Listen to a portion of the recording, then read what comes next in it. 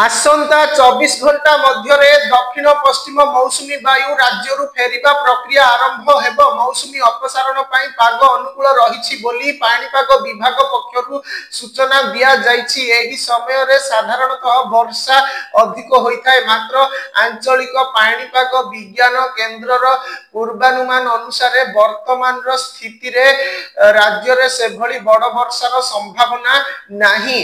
तेबे आगामी 2 दिन राज्यर किछि स्थान रे घड़घड़ी सह हालुकारु मध्यम धरणर वर्षा हेब।